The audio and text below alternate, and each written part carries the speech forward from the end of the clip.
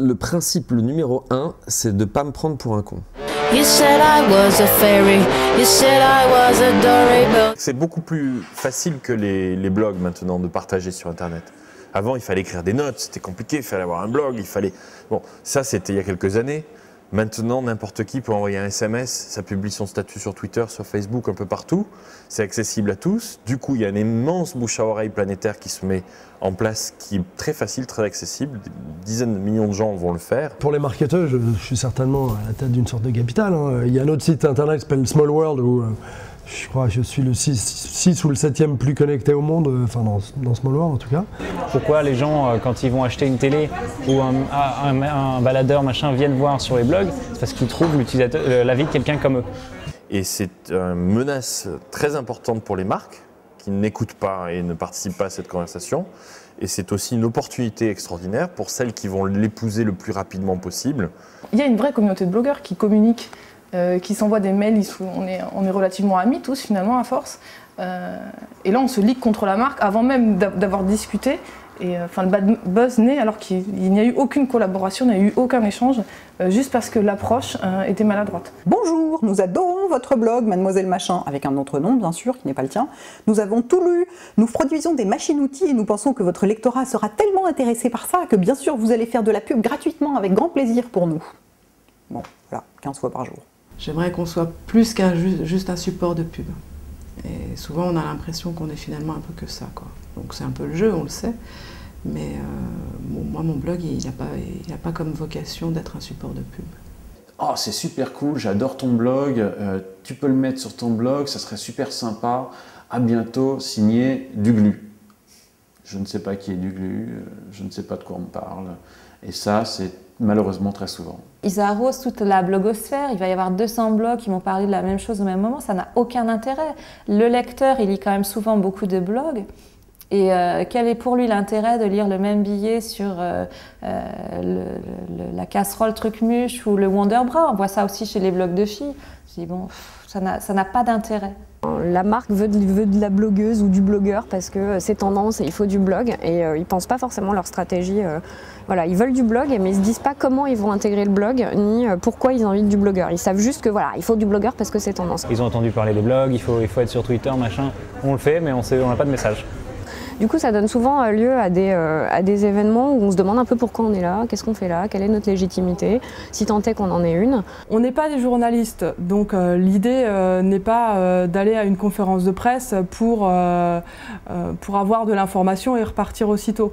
Moi en plus j'habite un peu loin, donc j'aime bien me déplacer pour faire des choses qui soient sympathiques, mais en même temps, j'aime pas me déplacer en revenant et en me disant bah, j'ai rien pour mon blog, je vais pas pouvoir parler de cette opération. C'est dommage pour l'annonceur et c'est dommage pour nous. Il y a des marques qui ont l'hospitalité dans le sang, je dirais. Enfin, il s'agit surtout de marques d'alcool qui t'invitent à découvrir leur vigne ou leur distillerie en faisant tout un pataquès autour et tu t'amuses toujours bien. Moi ce qui m'embête c'est qu'on y va parfois plus pour rencontrer les copains que pour vraiment s'investir à fond dans la marque et dans sa démarche produit. Quand je vois sur Twitter des filles qui reviennent d'une soirée blogueur parce qu'elles font que ça, parce qu'elles ont apparemment plus d'amis normaux entre guillemets et qui écrivent sur Twitter c'est quoi cette soirée de merde, il n'y avait même pas de champagne. Alors tu as envie de lui dire il y a 2 ans qu'est-ce que tu faisais dans ton pauvre studio, tu buvais peut-être du champagne tous les soirs. Ça me rend folle, voilà. Si la marque veut vraiment rencontrer la blogueuse, parler avec elle, lui présenter les avantages de son produit ou de ses services, il est important que ça se fasse par petits groupes. Il est important que ça se fasse dans la discussion et non pas forcément dans le show. Ça peut être un atelier culinaire, découvrir des nouveaux produits, rencontrer un chef, savoir comment un produit est fabriqué, visiter une usine. Enfin, c'est très très varié, quoi, mais pas m'envoyer un échantillon ou un dossier de presse, ça je m'en fiche un peu en fait.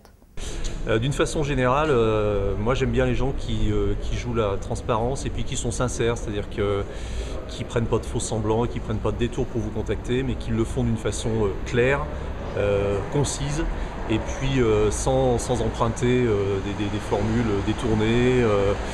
Je déteste les flyos, j'aime pas, voilà, donc j'ai des marques parfois qui m'approchent de façon très, très professionnelle, très pragmatique, et qui me disent voilà, on a une problématique, on aimerait, ou on a envie de faire une opération avec vous, de lancer un produit, un service, un buzz. voilà de quoi il s'agit et voilà ce qu'on aimerait attendre, ce qu'on pourrait attendre de vous éventuellement. Est-ce que ça vous intéresse ou pas? J'aime bien que les gens soient cash en fait.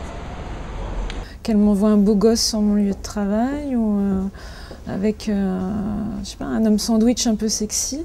Là, j'aurais peut-être envie de parler d'eux. Ou qu'elle me donne beaucoup d'argent aussi. Là, je peux parler même d'une boîte de lentilles si on me donne beaucoup d'argent. Enfin, voilà, qu'elles essaient de trouver des moyens de me motiver un peu plus.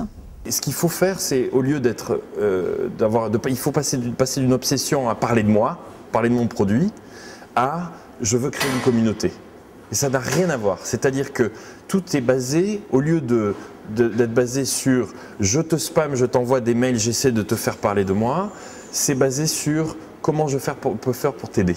J'ai fait par exemple, pas plus tard que cette semaine, un billet sponsorisé sur une compagnie d'assurance.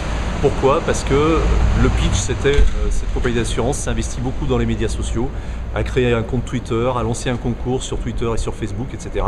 La première des choses, c'est déjà de connaître ce que je fais sur mon blog, ce que je publie, mes coups de cœur, les choses que j'aime un peu moins. Déjà que pour que je puisse connaître la marque, elle ait aussi la curiosité de lire ce que je peux faire. Donc première chose, c'est le respect. Moi j'aime beaucoup découvrir des choses par moi-même et puis après en parler sur mon blog. Et après quand la marque en entend parler, sait que j'en ai parlé sur mon blog et que la marque me contacte en disant merci, on est ravis que vous en ayez parlé, pour moi c'est un peu le monde idéal. Facebook aujourd'hui, les gens adorent poster leurs photos de vacances. Si j'étais une destination de vacances et que j'avais envie de me faire connaître, j'inviterais des gens qui justement ont beaucoup d'amis sur Facebook à passer des vacances chez moi et de prendre des photos et de les poster. Fais comme d'habitude, c'est ça le truc qui est bien. C'est quand tu demandes au blogueur ou à l'influenceur, à ce que tu veux, de changer lui-même pour coller à ton produit ou à ta marque, c'est mort. D'abord, lui, il le fait pas bien. Ensuite, les gens qui l'aiment bien, ils aiment pas. Ça les énerve de voir leur chouchou se corrompre. Donc voilà, l'idéal, c'est que la marque, elle te dise « fais comme d'habitude, t'occupe pas de nous, ne regarde pas, on est là juste, on collabore un peu, mais tranquille. » Pas simple. You said I was a fairy, you said I was a dummy, though you said I was super. You